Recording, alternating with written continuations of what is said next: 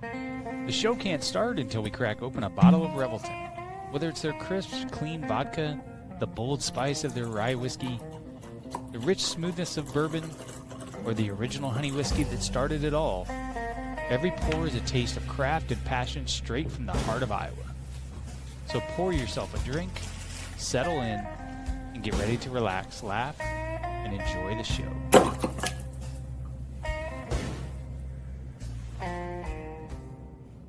Hey, it's Andrew Downs. I'm proud to support Three Beards Media, and I would love to work with you. If you need merchandise for your company, organization, band, softball team, whatever, I can help. From name brand apparel to promotional items, large orders or small, online stores, and more, I can help your brand stand out. AKC Marketing is local, based in Johnston, and we are an employee-owned business, so our costs are low and our turnaround times are fast. But most importantly, we give you personal service to make sure you get exactly what you're looking for. Email me at andrew@akcmarketing.com or find me on social media, and let's make some cool stuff together. Now sit back and enjoy this Three Beards Media podcast.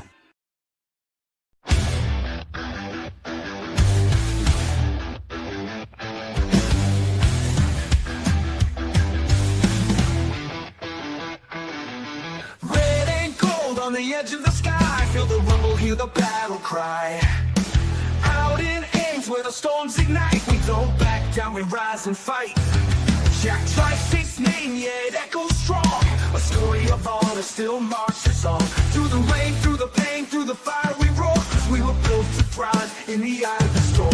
Feel the ground shake, hear the crowd roar. Cyclone power, can't take no more. Legends rise, this is our norm. We stand tall in the sigh of the storm. There's a cyclone blowing on the outskirts tonight.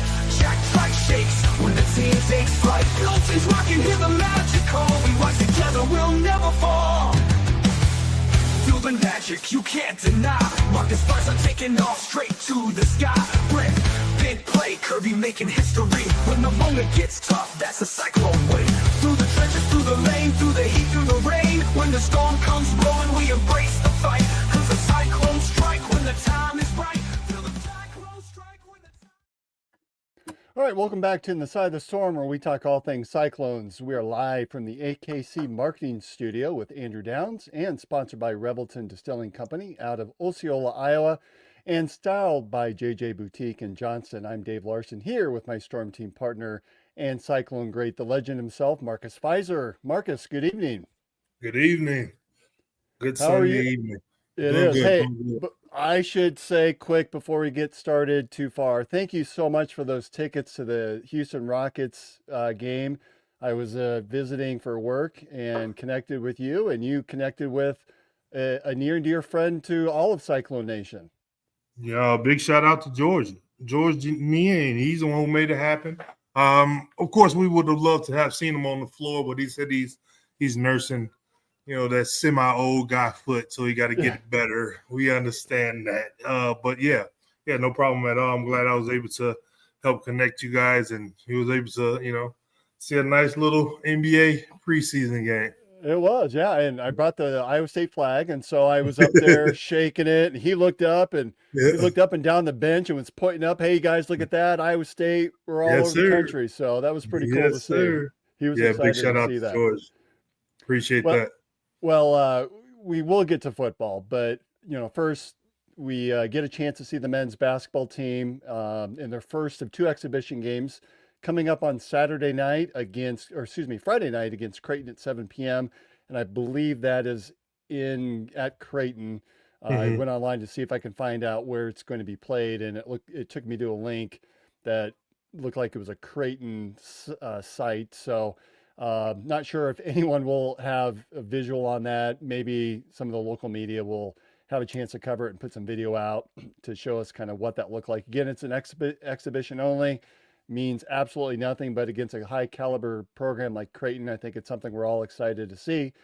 So in preparation for that, we have a guest tonight, and he played for the Cyclones from 94 to 99, had that extra redshirt season that allowed him to play that fifth season, and was part of some really illustrious seasons with the Cyclones. And as our Marcus Pfizer can attest, had a mean set of elbows. played with guys like our co-host and also names you will all remember.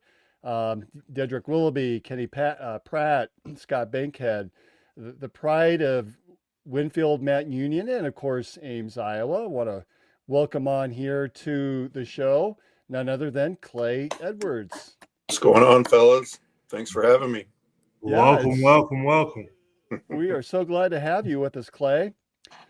So tell us, just before the show, you and I were chatting just a little bit. Want to get caught up, and can you let us know what you've been doing since you left Iowa State and Ames? Yeah, I'm back down in Southeast Iowa, living in Winfield. I work at a bank here in town. Raised 4 kids. I only got one left in high school now. He's a senior. And then spend my time coaching high school football and basketball. Wow, living the dream. And your sons are all athletes, correct? Yeah. So my oldest son plays football at Army. He did prep school last year, so he's a freshman, a plebe this year. And then my middle son is playing basketball at Western Illinois. That's awesome. Yep. That is awesome. So you obviously played with Mr. Pfizer, and Marcus has told several stories throughout the years that we've been on this show that, those early years, it was a learning opportunity for him, that he came in highly touted as a McDonald's All-American, but it was guys like you that showed him how to be a professional. Yeah. I'm sure it was probably coming in a little more physical than what he was used to, but we got a sneak peek at them. They had that huge, Marcus, I think it was your group that had that huge, high school all-star game that was in Ames, and because your class was gigantic that came in. So right away we could see, how talented he was coming in, and, us old guys, all the main guys, graduated, they were leaving. So it was a fight for every single spot. So, we weren't going to give anything away easy. So we had to fight and battle for our spots there. And it was competition every single day. That big guy group that we had back then, it was legit like that. There was some big bodies in there, and everybody loved to bang. Yep. Name off, if you can, go back in the time back machine. Who are some of those players that made up those early seasons, and then kind of bridge between you came in what, 94? So I actually came in as a true freshman. The year I redshirted was when Lauren and Fred and Hurl, Sean Jackson, James Hamilton, all those guys were there. So I was in Johnny's last recruiting class. Didn't get a chance to play for him, but I was in there. And then, once all those guys graduated and Coach Floyd brought in Cato, Pratt, Willoughby, Bankhead, JC was, a holdover. And then, so I had 2 years with those guys, and then Marcus's group came in, and we went through a lot of guys those final 2 years. But so I had a lot of teammates. We counted it up one time. It was just a ridiculous number. Yeah, Brad Johnson was there too. Yeah, Brad Manuel. Paris and Lee were, battling at guard there. And I think there were some talented guys, and there were some guys that didn't make it on campus that probably would have been Gerard Henderson, and a couple more, Belifia, and, Parks never actually got to play in Ames, but he was a dog. He would have locked people up. There were some dudes that we thought were with us too that just didn't pan out. Well, and you're what, redshirt freshman, redshirt sophomore seasons. Those were 2 NCAA tournament teams, right? Right. Yep. So, the year I redshirted, we made NCAA tournament. I think we beat Florida. I was obviously in street clothes on the bench, but we beat Florida down in Tallahassee. I think they were defending national champs, and then we lost to Carolina. Rasheed Wallace, Stackhouse, that group. And then, the next year, I think we were probably picked dead last. I remember Jason Whitlock called us a bunch of vagabonds and just cast-offs and everything like that. So first Big 8 game, we went to K-State, and I think we just got absolutely trounced, and then found something after that and got really competitive, and made tournament. It was a good run. And not just made the tournament, that was the season that the Cyclones won the big, was it still the Big 8? The final Big 8, Yep. the last Big 8 Okay. tournament, yeah. So forever Big 8 champs, right? That's right. That's something. Yeah. Cannot take that away from your team. No, So, and that team was what, 24-9, and in conference was pretty, I think I wrote down 9-5, but 9-5, yep. ultimately you walked away with the Big 12 tournament championship and Yep. parlay that into the NCAA tournament where looks like you beat Cal, but then lost to Utah. Utah, yeah. And that Utah team was loaded, Andre Miller, Keith Van Horn, He's in Horn, yep. the big Michael Doliak, those He are was all, big. Oh, I yeah, forgot about three that. guys that spent a lot of time in the NBA. Hey. Two of them were probably all-stars at one point. So, but it was a fun ride. Take a step back, if we could, Klay. You obviously had a very successful career at Winfield Mount Union, and were you in the same graduating class as Jess Settles, or was he? Jess was a year older than me, so he graduated high school in '93. I was '94. Okay, and then he ended up going to college for like 12 seasons, and you went the traditional. It felt like it, but if it was today's day and age, like he'd probably still have 2 years eligibility. That's right. That's right. You might too. Yeah. What made you select Iowa State? Really, probably Coach Orr, like just hitting it off with him, and the assistants were great too. I got along with all of them, but when Coach Orr was in your living room, and I grew up in Morning Sun, Iowa, chatting with my parents and me there, and his, the guy that flew the plane, it was just like another father figure there with us. So my parents loved him. I loved him.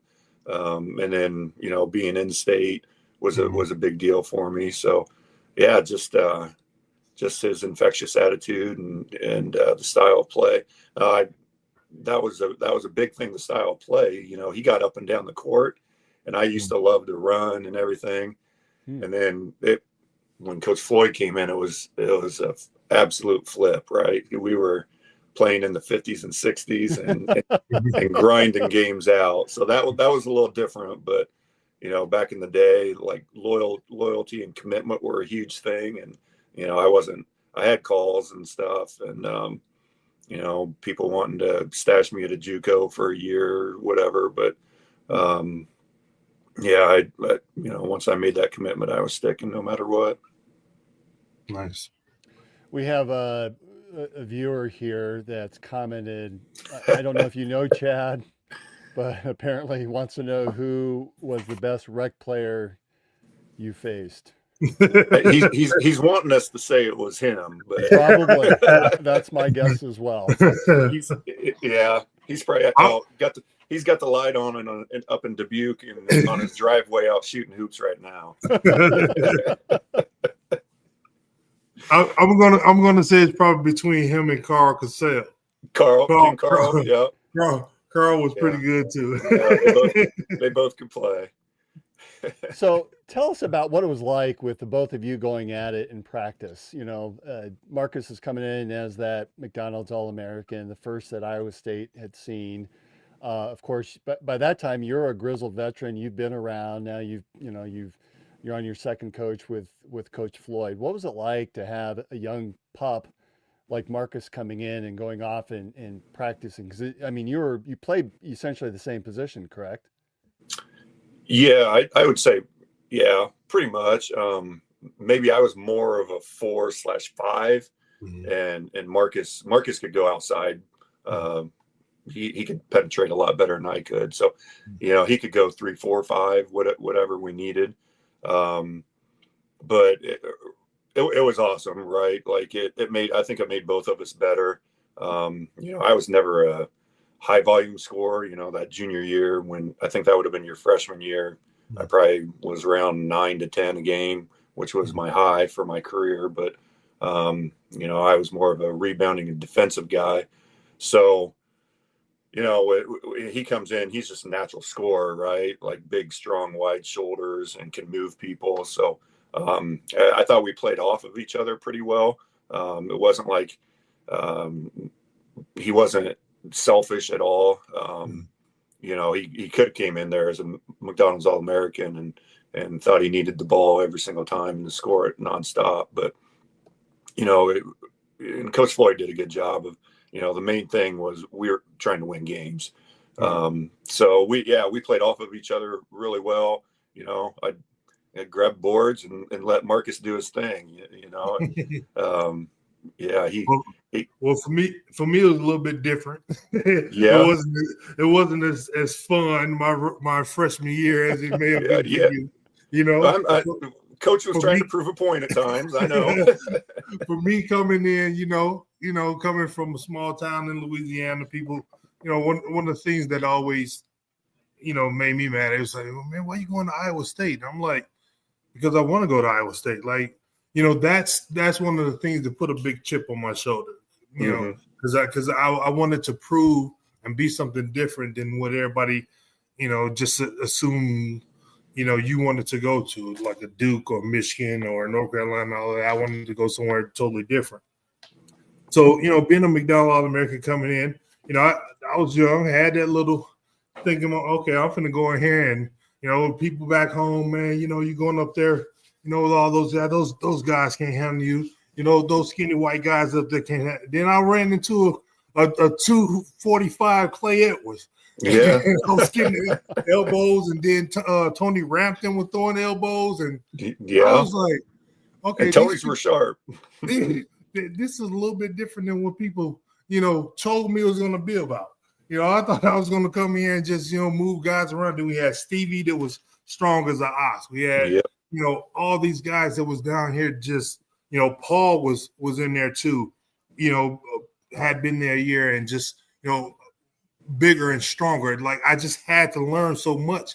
And that freshman year, man, those first couple of practices, it was not fun for me. But eventually, I started understanding different things, understanding what it took to, one, be the student athlete, be. Oh, that's an awful picture. That's really hard to find on the interwebs. I'm just saying. That's the best I could find. That game was actually out here. Who was that, Arizona? That was Arizona. Yeah. That was in Vegas. Yeah, but I just remember, it just being totally different than what, people from back home assumed it was going to be. And it helped a lot for me to understand. I needed to learn a lot. I needed to understand how it is to be an adult. I was a true freshman. I remember during the season, someone asked me, man, you're a true freshman. And I had no idea what that meant. I graduated high school and was in college, and I was playing basketball. I just didn't know what that meant. So, to understand that I was young and learning different roles and different things to do, Coach Floyd was such a tyrant on being particular about the things we had to do coming off of the season that they had the year before, and all those guys that were gone. It was a lot of pressure. We didn't have a lot of success my freshman year. I had a better record my sophomore year, but that freshman year was real tough, man. Really. Yeah, and I don't know if you realize, like, so before, like, Kelvin Cato was kind of Coach Floyd's project, and the one that would get the brunt of his wrath a lot of times. So, and then it kind of rolled into you, right? Directly into me. So he had a relationship with my parents. He had the connection from Louisiana and all of that. It was a couple of times I was thinking, man, this is not the guy that recruited me. Not at all. That's usually the way it goes, but right. Yeah, but like Coach knew, like, if wherever we were going to go, it was going to be based on however, like, Cato played or how you played. So, Did the It's two just of part you of the have a game. natural kinship? Just the fact that you were from small communities now going to a larger school like Iowa State.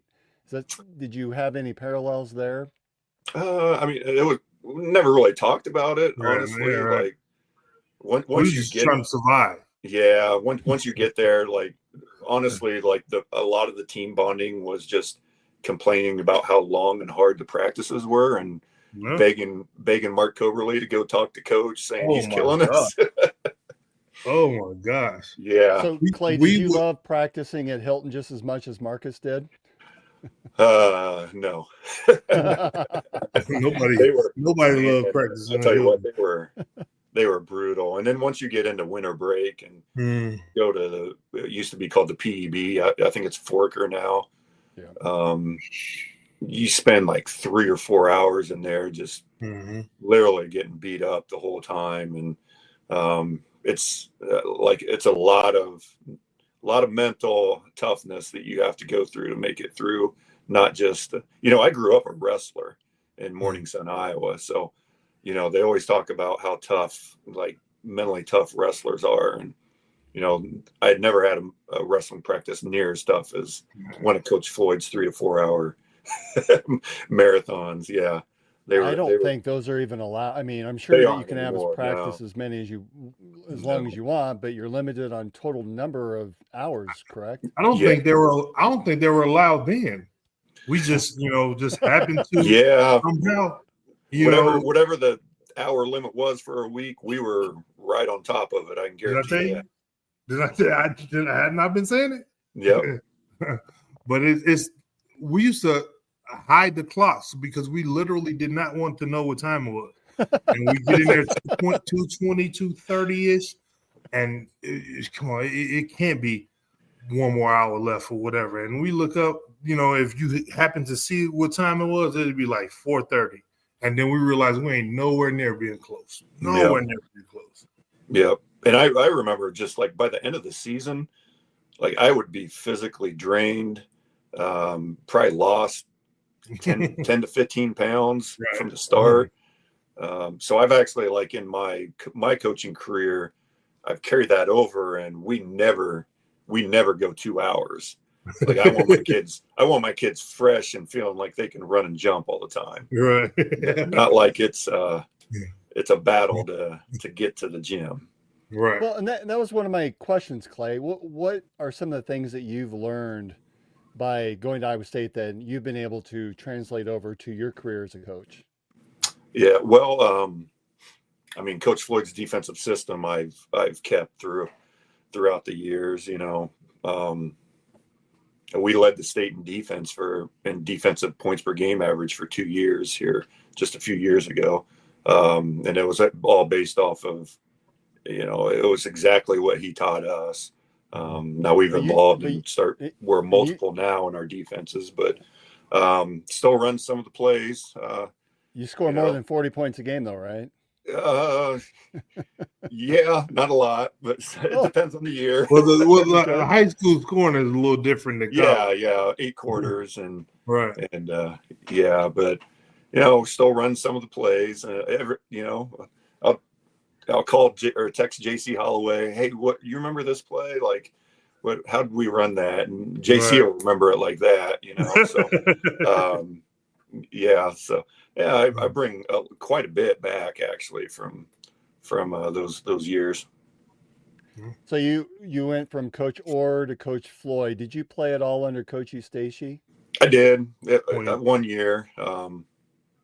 Yeah, it was a different year. Yeah, like and he was, I don't know how to put this nicely. He was, I would say, planning for the future at that point. So maybe a couple of us older guys didn't really get the run that we had before.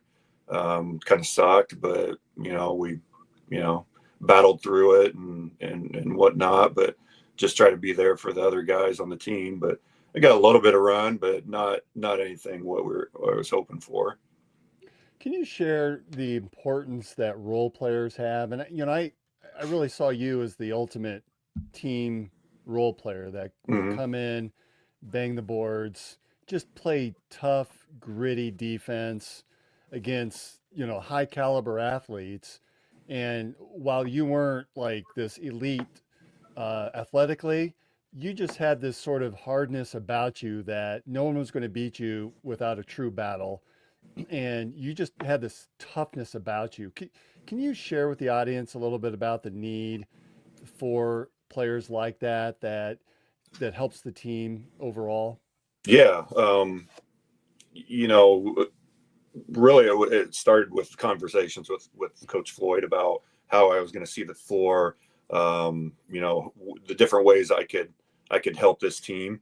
So I actually took like a lot of pride in trying to get Dedrick open, setting really physical screens, getting him open. If you pull up tapes of some of those old games, I'm kind of just like flying around finding Dedrick's guy all the time, putting a body on him. Now I probably could have been called for a gazillion moving screens, but they just didn't call them back then. So and then doing the dirty work on defense, rebounding, that was my main thing. That was what I was pretty good at. I think I was third in conference my junior year, rebounding at 8 a game or something like that. But just being physical, and then defensively, I'm 6'8", a lot of times I'd be guarding 6'10" to 7 footers. But it was all about outworking them, moving your feet and positioning. And then once you were body to body fighting them. So just not making anything easy. And, really those first couple of years, we only played 6 guys for the most part. Once Stevie got comfortable, maybe 7. So a guy like me was going to get time because Cato wasn't capable of, with his gas tank of playing more than 20, 25 minutes. So there had to be somebody come in there to bang with those big guys. And JC and Dedrick never left the court. So yeah, just somebody that come in, spot minutes, and really you don't see production fall off. You might not get as many buckets, but maybe defensively and rebounding goes up a notch, and then just provide energy and being a good teammate to the other guys. It can definitely flip a game quick, or continue on a good roll. Not sure if you saw earlier in the week, but Coach Stacy visited one of the men's practices and spent a day with the guys. But do you follow much of this year's team, and do you see any similarities in specifically? I think of a lot of guys on TJ's teams, he gets them to buy in with a specific role. Yeah, he says, "I want you to be really good at this," and he puts all those pieces together and has immediate success. Yeah, definitely see. Especially in the big man group, you could say Jefferson's kind of like Marcus, right? He can back people down, big, strong body, can shoot it some, and then you got well. Yep, and then you got all these other guys that are big physical rebounders. Will throw it down from the dunker spot. I don't know if any of the new big guys can step out to 3. We definitely couldn't back in our day, but yeah, it actually looks a lot like our team back in the day. Yeah. And then, I'm excited to see some of these freshman guards. I've heard really good things about them. We know what Taman can do, and Nate and those guys. So, but if we can get something from some of those freshman guards, it'll be really exciting. Yeah. Well, I think we get that opportunity with these exhibition games because it looks like Taman will likely not play, which is probably a good thing because then you do get to see Killian Toure play and Bateman play early against high caliber. It's not like they're playing what were those traveling teams that used to play in the 90s? Oh, the Marathon Oil. Marathon Oil. Not saying that they were a bad they were group, terrible. but Yeah. I mean, hey, I had to bang with Paul Mokeski. You remember that name? I do. So now we get, they get that opportunity to go up against top programs in the country. And we're not, we're talking top 5, top 10 between Creighton and Northwestern. So Yeah. it'll be a good early test without Taman having to come in and spell them, and they get a chance to show their stuff. Yeah, definitely. Two great programs there. So I wish we could like see it and, get a box score and all that good stuff about how it went down. I heard some rumblings about how Iowa's went with St. Louis today, but those are all, huge opportunities for those young guys to get better and see where they really are. Well, Klay, it's been a joy to have you on. We're going to go to a commercial break, but we told you we'd keep you to 30 minutes. So we appreciate your time and reminiscing with Marcus here about the good old days back in the mid-90s. Yeah, Yes, I appreciate it. Yeah. I was late 90s. Late 90s, yeah. I feel like I was like the whole era of the 90s. Good seeing you, Marcus, brother. we gotta Appreciate get you together coming on. sometime again, brother. Yeah, absolutely. You got my number. Hit me anytime, man. Yep, definitely. All right, thanks. Appreciate it, We'll guys. we'll hear a word from our sponsor, and we'll come back on the other side with Marcus. Making great tasting bourbon requires the perfect combination of ingredients, conditions, and time. The longer it rests, the better it tastes. Revelton Distillery's new single barrel bourbon is made from 80% corn, sourced 100% from Iowa farmers. And unlike mass-produced bourbons, each barrel of Revelton's single barrel bourbon is unique, proofed on when it tastes best. As they like to say, it'll be ready when it's ready. And to ensure the highest standards of quality and flavor, owners Rob and Christy Taylor oversee the production and bottling. Every single barrel. Iowa born, Iowa aged, Iowa bottled. Try the new single barrel bourbon from Iowa's own Revelton Distillery. ReveltonDistillery.com.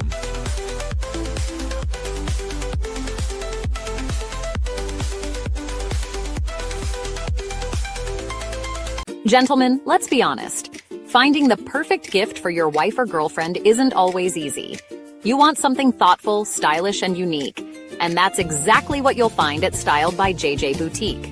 Julia Bradshaw and her team strive to be your go-to boutique for casual, boho, and chic clothing and accessories, helping women elevate their style one piece at a time. Located right here in Johnston, Iowa, Styled by JJ brings trendy, high-quality fashion that boosts confidence without breaking the bank. So, if you're looking for a gift that says, I get you, instead of I tried, head to Styled by JJ Boutique. Because nothing makes her smile like feeling beautiful. Styled by JJ Boutique, where style meets confidence. Visit our Johnston location or shop online at styledbyjjboutique.com.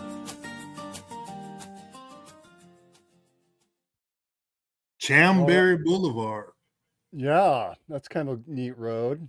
I'm Yeah. gonna have to go up there. I've been meaning to, and next Saturday may be a good weekend with the football bye week coming up. Hey, before we get too far into it, I wanted to pull this up. So Newton High School in Newton, Iowa, is participating in they're up for $1 million prize that's going to be awarded by T-Mobile as a part of a big promotion called Friday Night 5G Lights. And it's going to be used to upgrade Newton's football facilities. Newton is the only school in Iowa that's participating in this. And we as fans, we can go in, follow the QR code, and we have a chance to vote once per day off of each email address that you do. So if you have multiple email addresses, you can vote multiple times, but only one a day per email address. And it would be really cool if Newton can win. So if you can, follow the QR code, and maybe we can get Chris Shipley to upload the link at some point. I'm not quite certain how to do that. But we've got until I think Friday, is it Thursday or Friday, the 24th. I have to look at my dates on that. I may be off. But it is the 24th. Newton, as of tonight, was in 7th place. So if we can help out, I'm sure that would be much appreciated to be able to get Newton $1 million in upgrades to their football facilities. So if you can do that, there's no money, no cost involved, not asking you to give over your third child or any other child, but go ahead and go and just click that link and please vote for Newton High School. All right. So, hey, back to basketball if we could. So they had media day, and some of the takeaways that I found really fascinating is there seems to be an emphasis on Joshua Jefferson, which I know you love his game. In fact, I think he loves your game too because he's changing his number to number 5. Did you see that? Yeah, I saw that. I think that I love it. And one of the things that here's a quote from Joshua, but he said he's just trying to do everything that he can and to make the defense miserable, basically. I love that quote. My job is to make the defense miserable. Yeah, I love being the guy that had guys thinking, "Damn, we got Pfizer tonight. I got Pfizer tonight." That was a big thing for me. So, absolutely, would love to see him do great things in that number. Take us as far as and beyond what I did in my last year, and have a lot of success. So, let's go. Well, I love it. Another thing that came out during men's media day, actually, two things I found interesting. Number one, I'm finding it intriguing that TJ has been having them do MMA workouts once a week. What part of the workouts, though? I'm not sure what part, but it's just there's some MMA stuff that they're doing to help get them more agile and increase their As long as they're speed and not quickness. MMA and each other and going through workouts, Well, look, I don't know that. Did you guys see Nate Heisey's picture on social media? So oh, this is kind of hard, but he's got a big old Band-Aid above his eyeball there. that could So be just practice. That could be I'm just practice. I'm sure it was practice. But if you start to see some cauliflower ear, there's something a little different going on. Something different. Something different going on. They switching sports then. Right. And then the other item that I found somewhat interesting is that I'm not sure if it's a practice or what it was, but TJ either had a printout or posted it up on a board, and he said, "Here's how much everybody on the team is making." Of course, with the new rules, players are now allowed to be paid compensation, and he just put it out there and said, "If you have a problem with that, there's a door, but I'm telling you, here's what everybody's making." So we're all on the same page. Now let's focus on basketball. I thought that was pretty neat. What? Well, there's no different than the NBA. And I mean, you can look up, you can go to hoopshype.com and see how much a player is making if you really want to get technical with it. I know in collegiate sports that's new, but I mean, you are dealing with guys like in the NBA that are making the league minimum, and you got guys that's making 58, 60 million. So that just is. So if you have an issue and a problem with that, you either get better and get your dollars up, or like Coach say, hit the door. That's it. Brent, are they doing that on the football side, or have you seen that or heard anything about KU doing something similar? In a way, I guess it's a new reality, so we probably should be getting used to it. And I suppose there's really nothing to hide, right?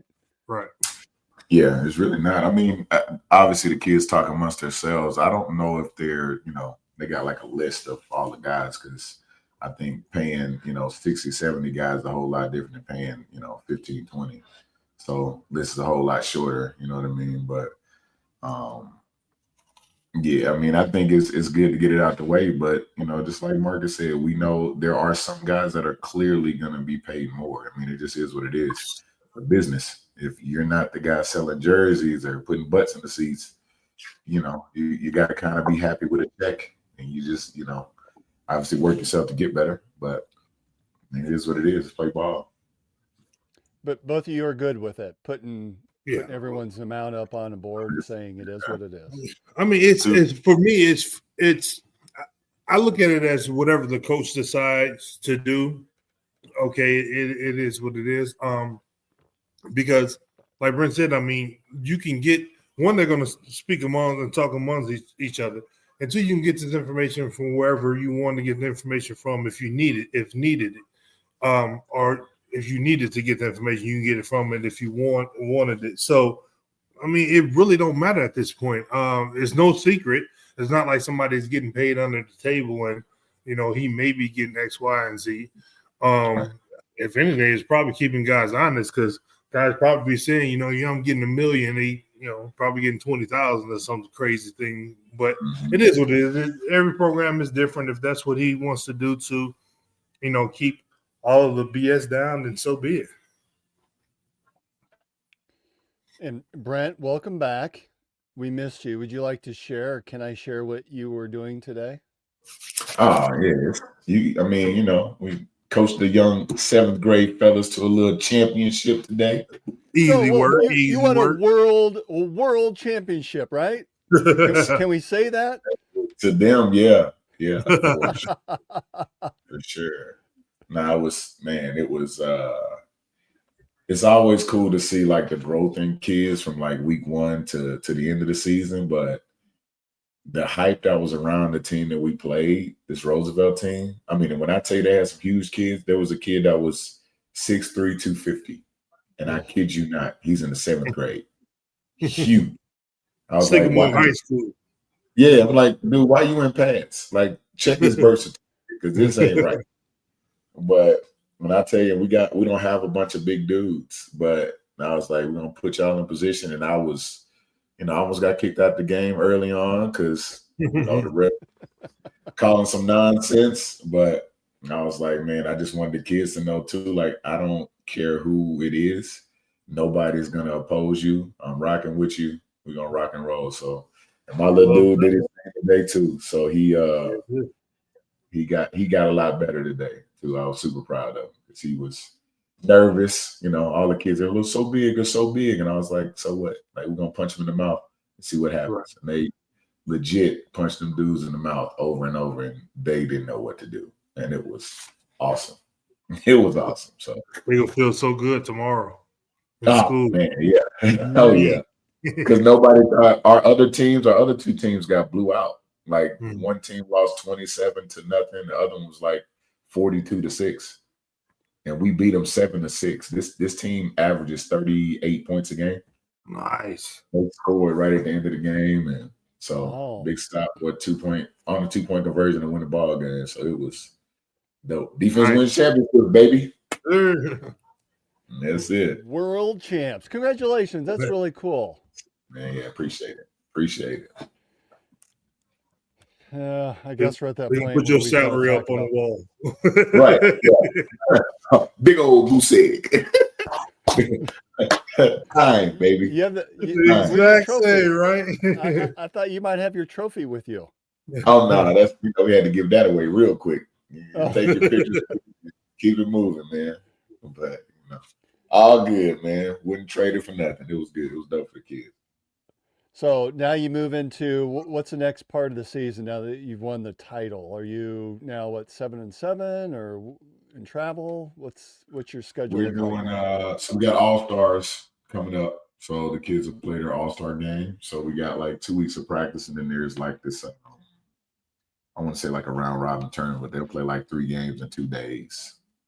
So we got 2 weeks of practice, and then they'll play like 3 games in 2 days, man, and that'll be it for me until maybe the spring or so.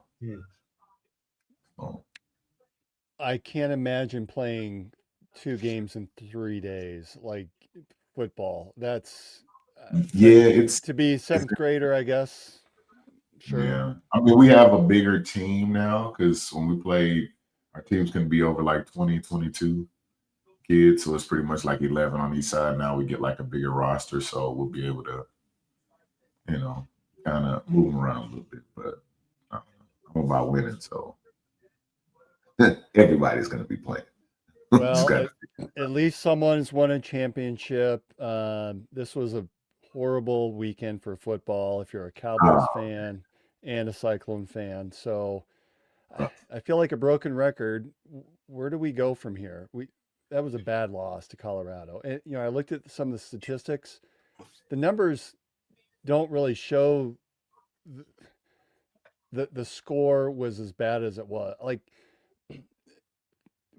we threw the ball, we ran the ball. It just felt like we didn't make plays when we needed to make a play. And that damn kicking game continues to haunt us. Mm-hmm. Yeah. I mean, it's that the injuries, man. I don't know what it is, and they are kind of continuing to plague us a little bit. But I think I was listening to something Matt Campbell said, and he was just talking about the details and how, like on the back end, it's very rare that you see that many mistakes from the guys. Like the guys are being left open. Like I know speed is the biggest, and I know speed is the biggest neutralizer, but to see guys that wide open against our defense is like rare. So we're missing something, and I know we lost our top, 2 corners, whatever, but it's next man up, right? So we still got to step up and make plays. But it's some inner working things that we got to do, and I'm sure Campbell's gonna spend a lot of time cleaning that up. But of course, I had that wedding last night or late yesterday, so I missed most of the game and had to rewatch it. And you guys just said don't watch it at all. I did. I watched all the second half, a little bit of the latter part of the second quarter. When we went down to score at halftime, I thought, okay, it's 10-7. We haven't played terribly well. We at least have the lead, and then you come out at halftime. And the announcers are saying, Campbell coach teams are 19-0 when leading at half on the road. I thought, that's a pretty good stat. I feel pretty good. And then Colorado throws first play, long pass for a touchdown. And all of a sudden it felt like, well, that was halftime right there. As soon as they scored, I thought, the script just flipped. Yeah. Yeah. I didn't know who I was really watching, man. When I tell you I was so confused about the back end, I haven't seen a bust like that in a very long time. So I don't know who's supposed to be communicating, it's not, but that was surprising to me. That was surprising. And I have a question. Where are the tight ends at? That coming into the season, that was our strength, right? That it felt like we could match up 2, 3, even 4 tight ends at any time and just create mismatches across the field. It doesn't feel like we've sort of forgotten the tight end position. Yeah, I mean, it's I don't know. Maybe that wasn't in the game plan or what. I'm not sure, but you're right. I didn't notice a lot. And the shots they did take, the one bad ball on the PI that Rocco threw on the interception, that was a clear miss PI, but it was also a very bad, poorly thrown ball by Rocco too. So yeah, I don't know, man. We were not clicking, and sometimes maybe we got to get out of the top 25 to start playing ball again. Right, that's what I felt like. It's damn near the curse of the top 25. Like you want us to be there, but it's like until we drop out, we start to play our best ball once we get out of it again. So hopefully this is a wake up call. See what Texas just did to Oklahoma. Yeah. Although Texas, I think, just fell down a couple of spots out of the 25. We're like 36, 37, something awful. We're not even I didn't know anywhere it fell close. that far. Oh, it's far. We're below Iowa now, if that tells you anything. Wow. Man. I didn't know it was that far.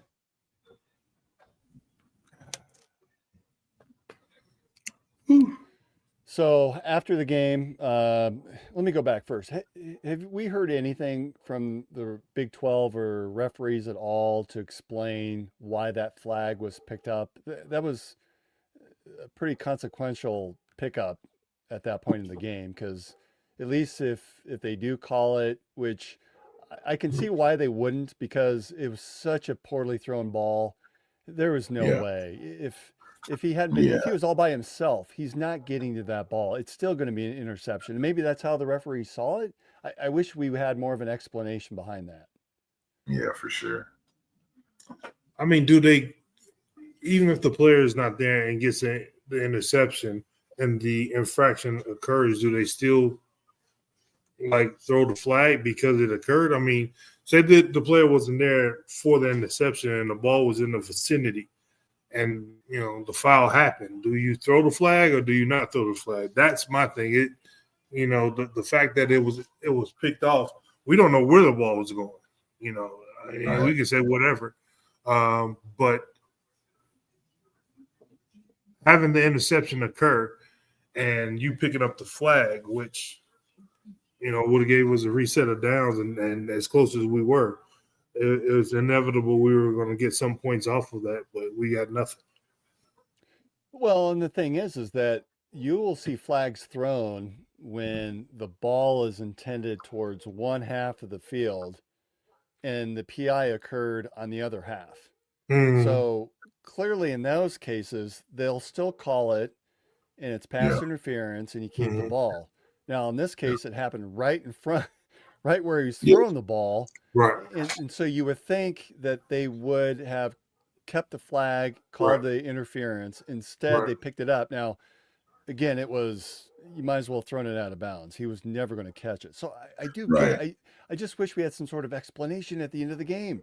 And it seems like every time this happens, it happens to Iowa State. I can remember 2017, 18, whatever it was, where there was a couple of flags. Alan Lazard was playing at that time. I think Hakeem Butler was playing, and there were flags thrown in that game that got picked up against Kansas State that would have resulted in us progressing down the field and scoring. So it seems like it happens to Iowa State every year, and it gets frustrating. I just wish that we had some sort of explanation by the league, by the officials at the end of the game.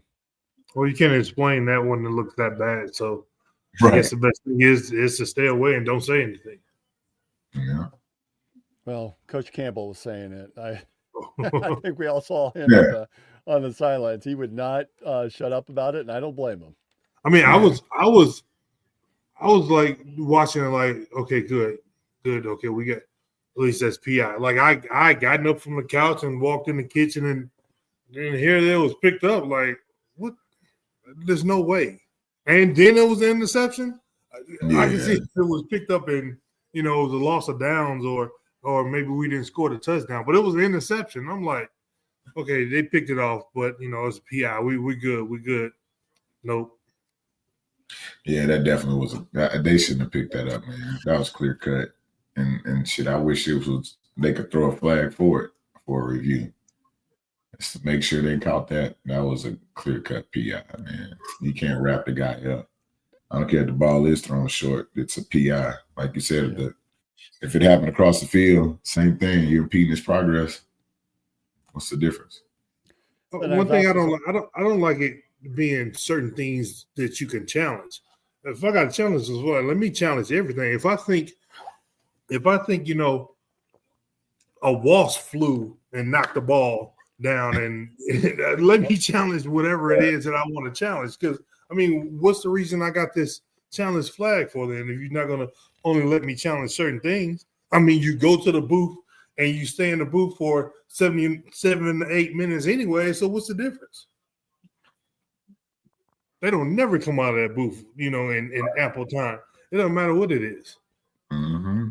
Again, I just wish that they would explain after the fact. I mean, even if it's after the game, whether it's a press conference, or I just wish we had some sort of explanation from the league. And maybe they'll issue something tomorrow. Who knows? And then Rocco after the game, I don't know if you saw his post game, but really emotional. I mean, he's really taken this one on his shoulders. And I think Coach Campbell pointed fingers at himself as well, not having the team ready. I look at the statistics and I think they should have won this game. They just did not make the plays when they needed to. Yeah. It was a high like anticipated game for Colorado. The atmosphere is, of course, it's crazy buzz behind it. Coach Sanders just had surgery and was at practice the next day, that coaching that game. So it was one of those dangerous perfect storms for them. But I think the biggest thing for me is, like, I didn't know that we were that depleted injury-wise, and that takes a toll. We've talked about the kicking game.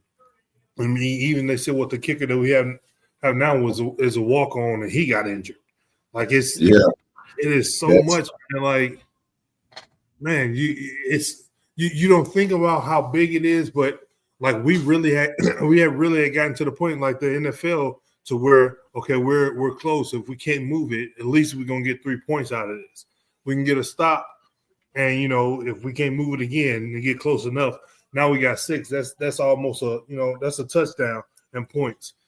So we're stacking points. We haven't been able to stack those 3, 6, 9 here and there, and that's pretty much the difference. I mean, we lost by 8 in Cincinnati, and lost the other night. So the games are a lot closer than what we're normally used to it being, but we're not able to put the points on the board we used to. Well, if a team has ever needed a bye week, it's this team and it's this week. I mean, here's an opportunity to sort of do a reset defensively. We talked last week. I was hoping that we would see a drastic improvement defensively between week 1 and week 2 of this new look defense with all the new guys coming in and out. But now it just feels like there's a potential. I hate to say it, but there's a potential for this season to go into a tailspin real quick if we don't get things fixed. Now, of all the coaches, I don't think that'll happen because I think Coach Campbell, the coaching staff, and these players have tremendous amount of resiliency. But it is something that is a cause for concern that, we've got to come out. We've got 2 home games back to back against 2 teams that last year tied with us for the league. It was us in Arizona that played in the Big 12 championship game, but it was BYU that was there. It was Colorado that was there. We've already gone to Colorado and have lost. Now we play BYU at home. Then we follow that up with a game at home against Arizona State. Like these are really important games that we have coming up these next 2 weeks following the bye. Yeah. Yeah, man, you get it on the head. We gotta hope we come back a little bit healthier than before. But I don't know the status on any of these guys either. I think that's our 2 cornerbacks tore the ACLs, didn't they? Oh, so they're definitely done. Yeah, Cooper and Jontez Williams are both out, and hopefully, knock on wood, Kyle Conradi can make a return back. We shouldn't be going for it all the time on 4th down when we have an opportunity to kick a field goal. But coaches feel like that's the best option. That's the best option. Now, that's the only option. I mean, the 310-pound offensive lineman, he did a nice job on his kickoff. He did. He did. That was a nice kick. He did. Yeah, I just feel like one of these small town Iowa kids has to have a little bit of kicking experience, man. We can kind of hopefully lean on a little bit. Well, that was a walk on before him, man. He got injured. He got injured. Like, come on now. Man. Right, that was Chase Smith. Now, I think he was still able to come in and kick extra points, but I don't think he did. Yeah, he did something to his foot and they didn't want to make him kick. But it makes a big difference when you can come out and kick a 63-yard or 55-yard field goal from basically midfield versus having to go for it all the time. It just, at least you get points up on the board. You feel like you've got a successful drive. You can get some momentum, and that just kills your offense when you have to go for it and you can't get it. And I can't tell you how many times it was like 3rd and 12. It was always 3rd and 12. It felt like the entire game. Oh. Yeah. Well, hopefully things definitely pick up. All right, fellas, my dogs are going nuts. So that's my sign. I probably need to exit out and exit the basement before they tear my house up. So anything else we wanted to add before we close the show for the night? Man. Hopefully we get out this tailspin that we've been in, and I'm still gonna have on my hat. I'm still out in the street pulling for. I would have if I just got in for the game. Otherwise, I would. But we got a week, so I'm sure we'll bounce back the right way. I got all the faith in them, and so we'll come back on top and take care of business on the 25th. So, well, that's just it, Brent. These teams are not the teams of old. You know, these are teams that still have passion, that have Yeah. very good coaches. The players have a lot of pride. Again, we were just in the Big 12 championship game last year. We beat the what is now the number 2 team in the country in Miami. I mean, so we still have a lot to play for. It doesn't sound like we're going to be in the Big 12 title game, but there's still a lot of season left to play. That these players, they want to play, they want to win, and I expect them to come out, and I would not be surprised if they win the rest of their games. I'm not saying it'll happen, but I would not be surprised. Yeah. We got 5 more, right? What's that? 1, 2, 3, 4. Yeah, we got 5 more. We good to go. Brent, I We're don't. right. Yeah, Brent, we're not going to get that 11-1 mark that you predicted. Yeah. Yeah. I'm sorry. That's all right. I got to keep hope alive, though. You know what I'm saying?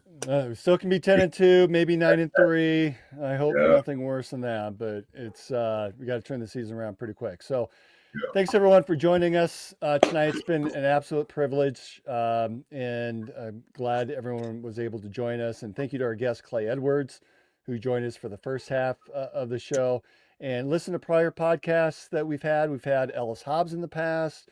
2 weeks ago, we had Marcel Howard. So we got a little basketball tonight. We've had a couple of football.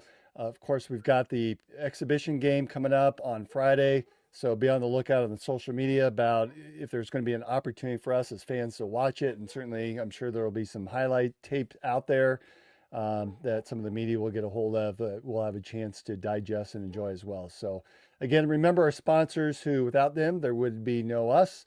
So thank you to Revelton Distilling and Style by JJ Boutique. And of course, our studio sponsor, Andrew Downs and AKC Marketing. So thanks for joining us. We'll see you next time. Go Cyclone. Baby.